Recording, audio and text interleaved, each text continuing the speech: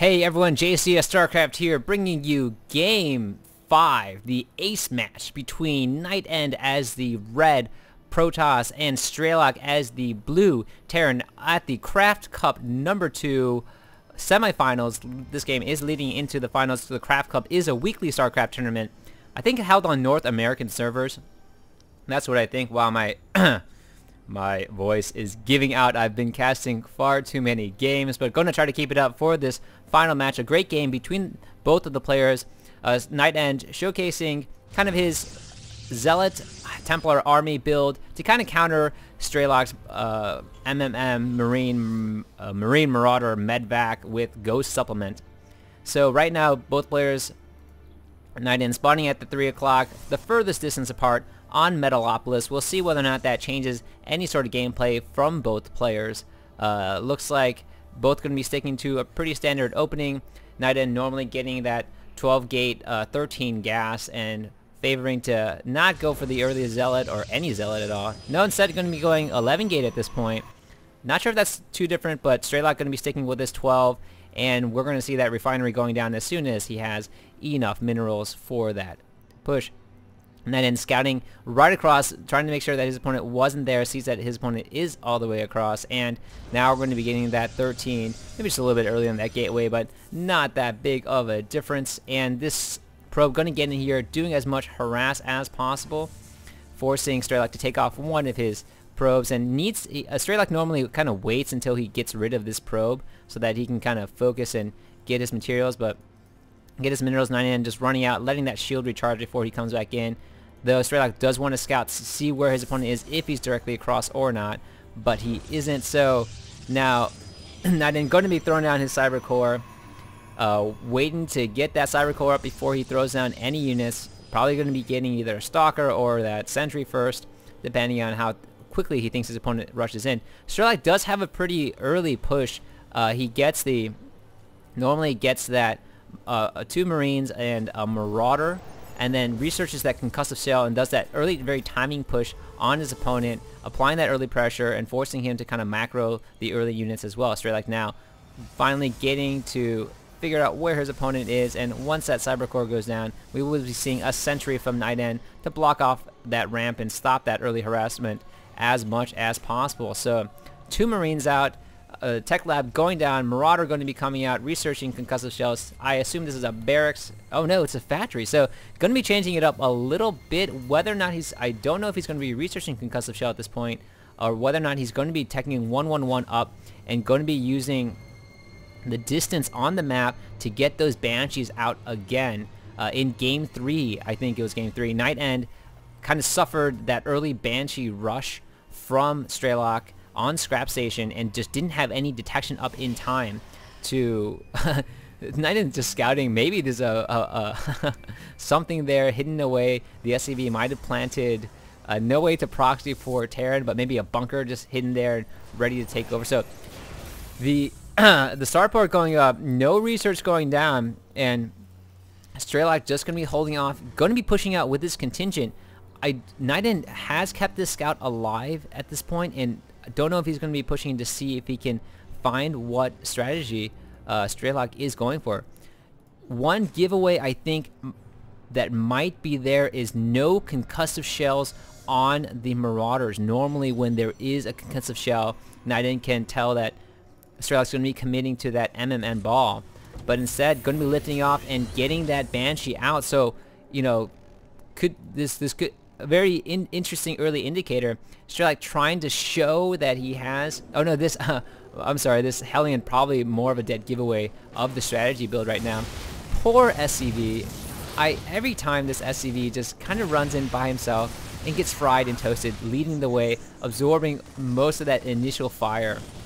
Oh, just squeezing right past that force field wasn't as well placed, and these units just going to be in here right now, going to try to do as much harass. No, just going to pull out, doesn't want to lose any units at all, I guess, or going to be waiting for some sort of reinforcement. So Strelok, they're not feeling comfortable pushing in at that point, and meanwhile the Banshee is going out, the cloak is being researched. This time around though, NightEnd ready for that Banshee, going to be getting out that observer a little bit earlier than he did in the previous game. No Stargates going down for him.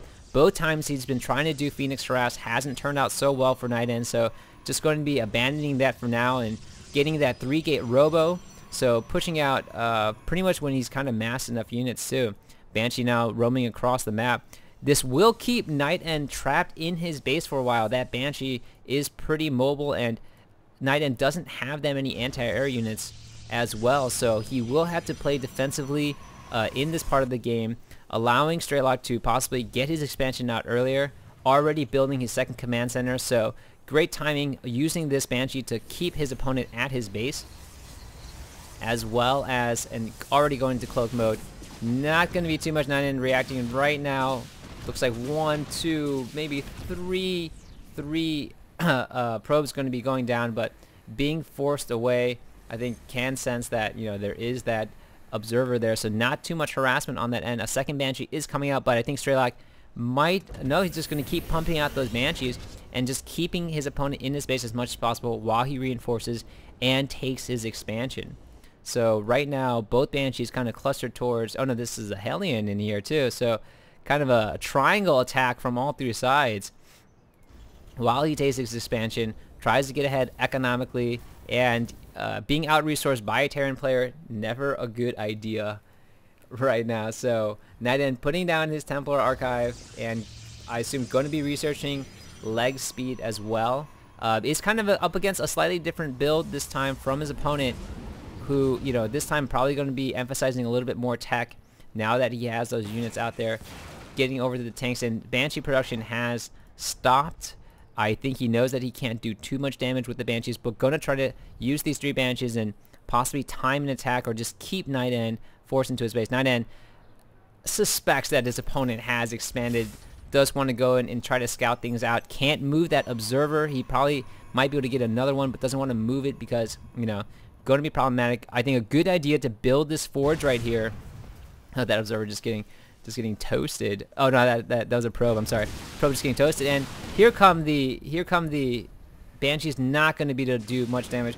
Looking at the harvester count, is able to take out a few probes, but not going to be able to push in too far with all the stalkers here, and unfortunately, going to have to try his best to pick off probes one at a time. This is over trying to find out where they are, but they have moved around to the front. Meanwhile, Strelok is pulling ahead with that early expansion. Has a Raven out, doesn't want any more of those free observers in his base.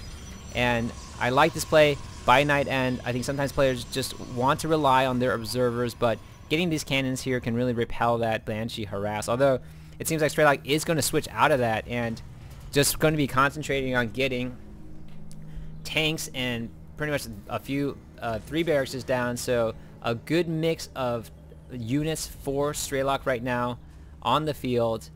And finally NightEnd able to comfortably take his expansion. Feels like the Banshees have abandoned and are going to switch strategies right now too. Looking in the production test, speed being upgraded, speed being researched for the Zealots, Templars with their side storms already, and we're going to have a Stargate come out, so interesting to see what unit NightEnd's going to pump out from there. The Banshees already repaired and going to go out, try to do more damage as much as possible as more and more tanks start coming out onto the ground for Strelok.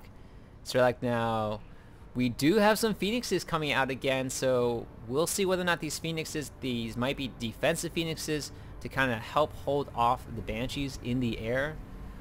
Possibly, since they are rallied there right now. So here come the Banshees again, gonna try to sneak in for an attack. They will be able to pick off these pylons out in the middle of nowhere though, but does see that there are cannons at the base already, and so decides just to retreat.